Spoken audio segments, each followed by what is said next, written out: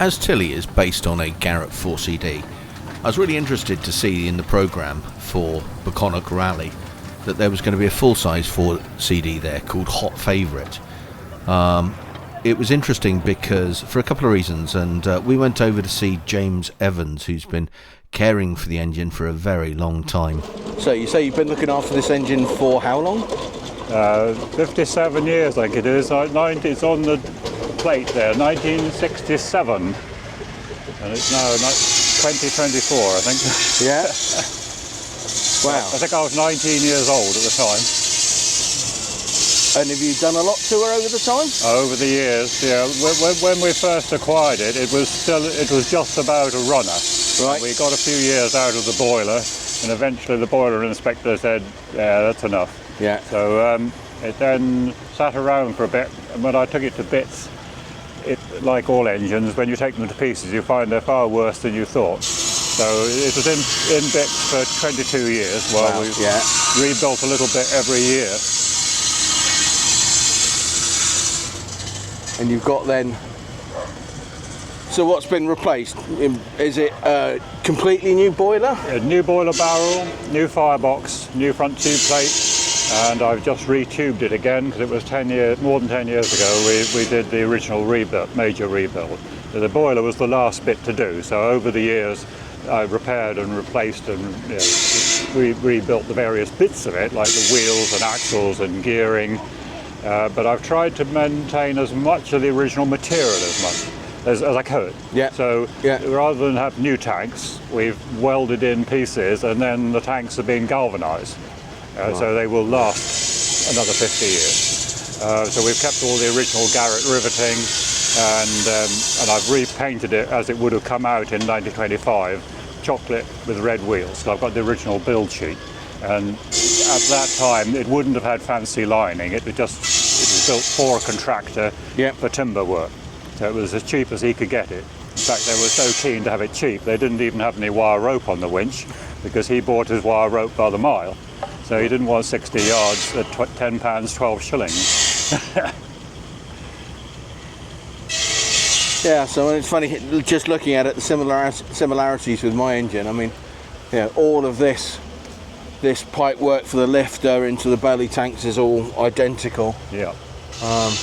I've had to replace a lot of it. The pipe work was so worn where it had been rubbing against things for years and years. It is all new pipe work, and some of it, you can see this bend down here was diabolically difficult to do. Yeah. Very bad piece of Garrett design because the clack valve on the other side, the pipe goes in horizontally. Yep. This one, it must have been some reason for it originally, but I think I had to anneal it 13 times to get it to bend to that shape because it's heavy gauge pipe. Yeah. It was a challenge. I quite like a challenge. 200 psi? 200, yeah. Yeah, same as my half size. Yeah, and they do need that pressure. If you drop below 180 with our hills around here, in fact, coming here, there was a bit of 1 in 7, and I had her on the red line blowing off, and she wouldn't quite do the steepest bit, so we had to chock up, change into low gear, and do it quickly because it was a narrow road where we couldn't possibly pass anything. Fortunately, we got to the other end before we met a lorry coming the other way. It's always a challenge, isn't it? And you converted her to run on pellet fuel? Yes, because we can't get decent coal anymore, and if you can get any coal at £600 a tonne, whereas my first engine came with 2 tonnes of Welsh coal and the engine cost 90 quid. That was a roller. Wood pellets are about £400 a tonne. So it's cheaper, but of course you burn more of them because the calorific value is about 50 to 60%. And so how do you, I mean, that's presumably you've got to carry a fair amount of it with you then? Yes, my mate who helps me, he suggested putting a box on the drawbar. So I've just made this little box which will take about 4 or 5 bags of pellets. So you don't always have to have a trailer. Right, yeah. And you can get 3 or 4. I've got half the bunker has coal in, okay? And I usually have some cordwood as well, because if you want to go in the pub, you want to make sure the fire doesn't go out while you're in there. Yeah. So you put in a bit of ash wood. You've got to keep the pellets dry, so that's why they're covered up. And what about the I mean, how much ash do you get at the end of it? Virtually none. Right. Very, very little ash. So it really burns it all. Yeah.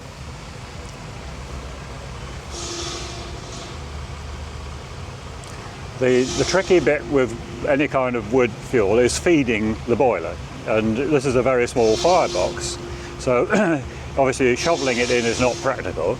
There is a group in Germany who are running a 400 horsepower railway engine on pallets, and they are shoveling all the time. Yeah, I can imagine. This has a blower, an electrically driven blower, which is mounted in half the bunker, and also in there is a big tractor battery which powers the blower. Oh, I see here, yes. Yeah. And the pellets drop down from the hopper and are then blown into the firebox, where they're directed into the middle of the box. So what, you've got a hopper that can take a bag and yeah, then... take 2 bags in there. Right, yeah. And there are lots of other little modifications. I've got a sort of a brick arch in there, because what you don't want is, when the engine's working hard, you don't want the pellets going through the tubes into the smoke box. Yeah. So I've got brickwork in there. It's only temporary. It won't last more than a season because it's held up with steel work, all right, which is glowing bright red hot. Yeah, I'll bet. Yeah. At the end of the day. Yeah. And also you need a very low draft through the grate. So I've got a vernier control on the damper. I can use the damper in the normal way. Yeah. If I put in some coal, but I can open the damper just a quarter of an inch, because you only need a little air through the bottom, and most of the air goes in on the top, particularly when the blower is blowing, and it sounds like an oil burner when that's going. The other trick is you need to burn the pellets on a fire bed of some kind. Yeah. Today I've been burning it on a bed of half-burnt coal and clinker. But normally, if I clean the firebox out, I burn the pellets on a bed of broken bricks out of night storage radiators. Okay, yeah, because they've got a lot of iron in them. They're really heavy, and you break them up into about 50mm pieces, and they glow bright red hot, and so they retain a lot of heat. So otherwise, if you stop feeding the fire, it will go out after a bit. But these nodules are still glowing red hot, so you can start feeding it again. We got a friend that built a wood-fired pizza oven and used literally was picking up night storage heaters and taking the bricks out of them. Very and good. it. I was talking to Robin Daniels here, and because I didn't know whether they stand the heat, and he said, "Oh yeah, we use them for riveting hearths and things like that." Yeah, yeah. The other slight modification on this engine is I have a Windermere steam kettle. Yes, yeah. Engine men spend a lot of time drinking tea, and it's nice to be able to brew your own tea or coffee on the engine. Yeah. Well, why have all that heat and not do anything with it? Yeah, that's right. At 200 pounds pressure in the boiler, it boils that. That's an old World War I shell case. Yeah. It boils that in about 10 seconds. So you've got your drain cocks, the 2 sides, and is it next to the drain cock then? And that's is the that blower. the That's blower? the steam blower. Because another thing you need with the wood pellets is if the engine's not working, you need to keep the draft going up the chimney. Yeah. Because otherwise you get a blowback.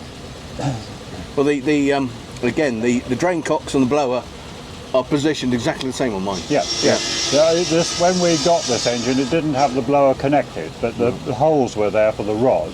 So I made the rod and connected it all up, and I'm more used to railway engines, so I'm used to putting the blower on, when you shut off steam. Yeah, yeah.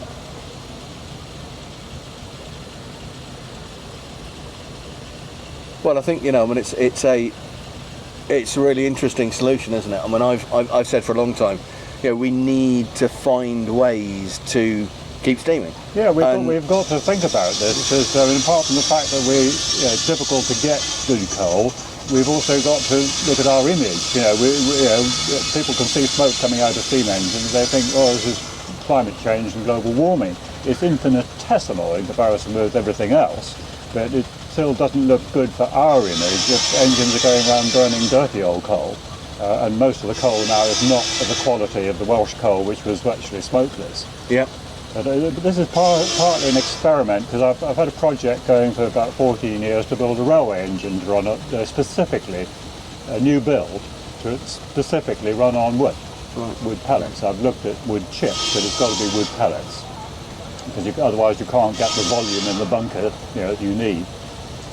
So this is a bit of a test bed. Yeah, I mean, I've got a friend with a Fowler that's got it's a Colonial engine. Oh yeah. So it's got a larger firebox. Big firebox, yeah. And the big difference is that the back of the bunker opens up. Oh yeah. Specifically because they were burning predominantly wood. Yeah. And they could feed long bits of wood Yeah. straight through the bunker, straight into the firebox, Well, and just keep pushing it in. All the pioneer American railroads were wood fired. And there's no reason why we can't use wood, but in an ideal world, a new build, starting with a blank sheet of paper, you design a boiler that's suitable for the fuel. Oh well, she's a lovely engine, and it's a... Well, you're obviously a Garrett man, having got a half size. I mean, my sort of reason for getting the Garrett was just because there aren't that many of them around. No. You know, you see lots of Burrells and you see lots of... But they are very pretty engines. When this one's sitting in my shed, I quite often just go in there, just say hi to the engine, because it's such a pretty little engine. And having had it so long, it's a member of the family.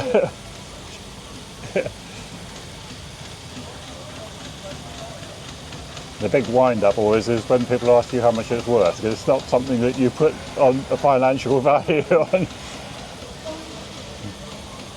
The first engine I found was 30 quid, and it was sitting in it was ready for the scrapyard, and I managed to persuade my father to part with 30 quid because I ain't got any money, and that's where we started. And then we found the Aveling with 2 tons of Welsh coal, so we sold the Wallace we sold that on for £60 because the prices were starting to go up, and unfortunately the chap who bought it scrapped it because he found it was more work than he thought. But it was easy come, easy go then, because 1960s the engines were lying around all over the place. And different times now. Yes.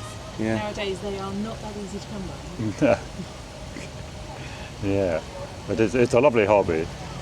Well, I think it's one of those hobbies where, it's got to be a passion, just to put in the work and the effort and the money. You mustn't worry about getting your clothes ruined and your knuckles, and your arms burnt and your fingernails broken. I must say I'm lucky to have a wife who puts up with me, and in fact she steers the engine when I need some help. Yeah. It's fascinating with these. I can't believe how tiny they are. I was quite impressed when a friend of mine showed me they got a wood burning cooker that burns pellets, and I said, can I have a look at the insides of it? And he showed me the heat source of it, and it was tiny. He said, yeah, it's 20 kilowatts, they're saying. And I'd never seen the inside of a wood pellet burner before. I thought, if you can do that, you should be able to do it in a great big old boiler like this. Yeah. Yeah. So do you start on coal then?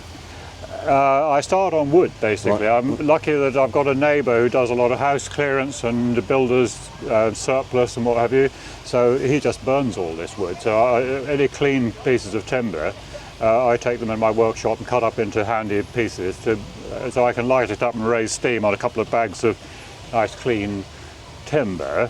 And then because we've got ash trees that have to come down, dead ash trees, I've got cordwood. So I cut it up. I've got a grey Fergie I use to drive a saw bench. So I cut up I've got a 1950 TEA. Mine's 49 TD. So we've always got plenty of nice dry ash. And the same thing really, burning cordwood, you need a low draft through the fire bed. And the other thing on this fire door, I've made a special fire door to go on, which has the input tube for the pellets, but it also has an air deflector inside, like on a locomotive. Yeah. So the air goes in and is thrown down towards the fire, creating a lot of turbulence to mix all that secondary air with the gases. Yep. So that's another little mod. Yeah. Yeah, because you get that secondary combustion then, don't you? In it? Yeah. But, you want apparently at least 2/3 of the air going in on the top.